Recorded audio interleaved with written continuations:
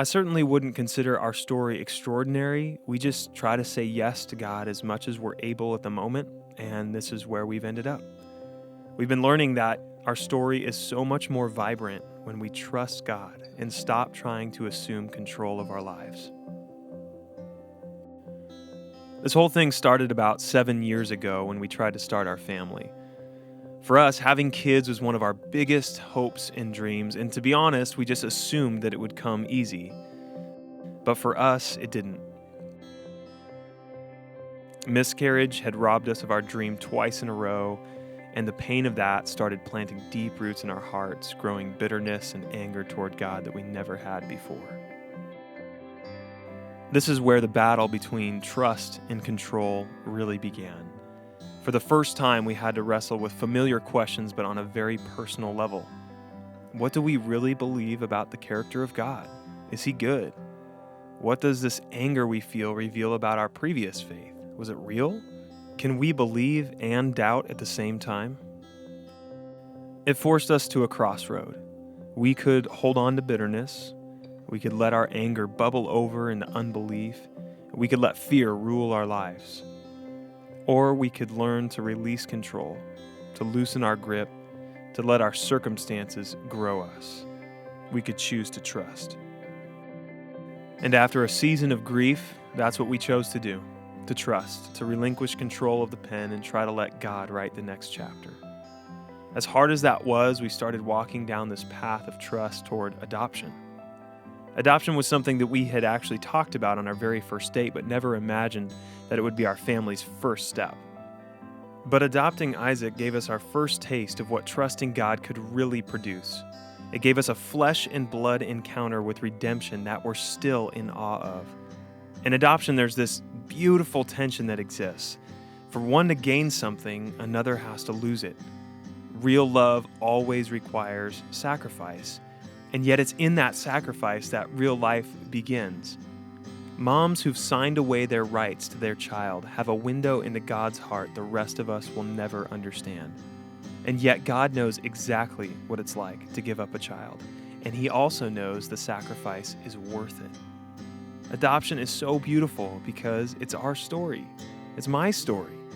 God rescuing me from my old life, giving me a new name, a new foundation, a new home to thrive in. And we would have never experienced this if we failed to take that first step into the unknown and trust what we couldn't see. And eventually, it was clear that adoption was God's plan A for our lives. It wasn't just a backup plan, it was everything He had dreamed we'd experience. The crazy part is, about a year after that, just as we had finally let go of the assumptions and expectations about how our story should be written, we saw the first positive pregnancy test we'd seen in over 5 years. We literally just didn't believe it. It took months into the pregnancy to finally acknowledge that this was happening and actually start enjoying this unexpected and undeserved gift. I can't say for sure that our trust in God's story granted us our second child. I just know that trust has helped us to enjoy it. And everything we've learned so far begs the question, how could we not continue in this posture moving forward? There's a fascinating story in the Bible about a man named Abraham and his wife Sarah who was barren. One day God speaks to Abraham and promises him the thing he wanted the most, a family. The catch was Abraham and his wife had to relocate, to pack up everything they had and blindly walk wherever God led them. There was no map, no master plan, just Abraham and an ongoing conversation with God. And this went on for years and years, listening, trusting, and moving, listening, trusting, and moving.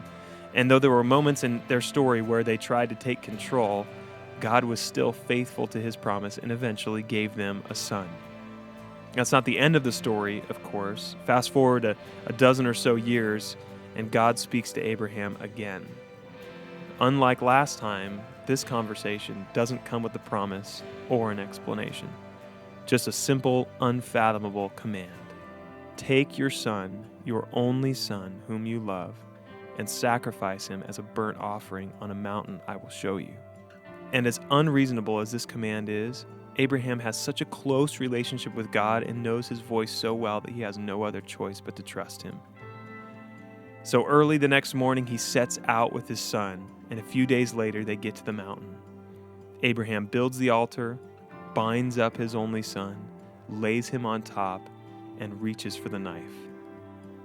In blind, irrational trust, Abraham puts his full weight behind the blade and began the descent that would effectively end every hope and every promise God ever gave him. It's so hard for us to understand God's plans at times because we don't see the whole picture. On our journeys, all we see is partway around the next corner. We're stuck to the trail. But God sits at a much better vantage point. He can see every hill, every valley, every obstacle, every rock, and every stream. We'll always need faith. But when we truly listen to God's voice, we don't have to walk in fear. And so as Abraham's blade was coming down at that very last moment, God called out to Abraham again, steadied his hand, and spared his son. It was all simply a test. God didn't want Abraham's son. He wanted his heart. Now, we want nothing more than for our story to resemble that story. So much so that we named our first son after Abraham's first son. Isaac, to us, is the representation of our hopes and dreams laid out on the altar. He marked the first time we truly said to God, do whatever you want to do with our lives. And that has proven to be a risky and dangerous pattern for us. And even right now, we're at another one of those crossroads. A few months ago, we got a call from the social worker who oversaw Isaac's adoption. She was calling to let us know that Isaac's birth mother was pregnant again and wanted to know if we would adopt this baby as well. Our gut reaction was immediate and confident. Of course we would. It just felt like the kind of thing that God would do in our lives, and we wanted to be a part of it. But where God is moving, there is always a battle, and we felt the full weight of that battle in this decision. The risks, the fears, the timing, the finances, all of it just came crushing down on us at once. And the enemy used all of this to try to get us to take back control. There was this moment when this battle reached its climax and where our fear was honestly beginning to outweigh our faith. And we decided to combat this by getting on our knees and staying there until we heard God's voice, his direction.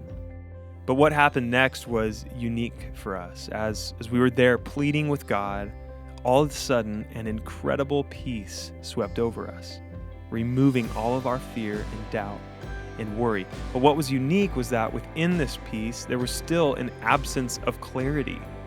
That we were asking God for a map, but it felt like instead he gave us a compass.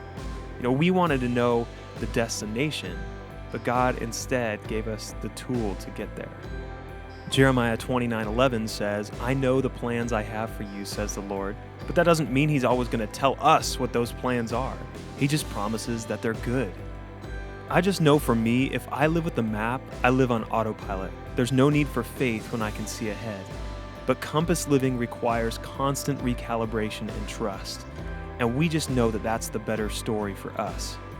So after our spiritual battle, we came out refreshed and energized and free to say yes to things that are risky and dangerous and bold, knowing full well that God is right by our side. So we are moving forward with this adoption with fear far behind us and with an abundance of hope ahead. We're learning that trust is God's will for our lives. A trust is what keeps us in the present, in the moment, and stops us from worrying about the future. Trust is what keeps life invigorating. And every altar we build provides another opportunity for God to forge us into the people He wants us to become. I think we finally believe that life is more about the journey than the destination. And if that's true, then we don't have to wait to enjoy what God's going to do. He's doing it right now.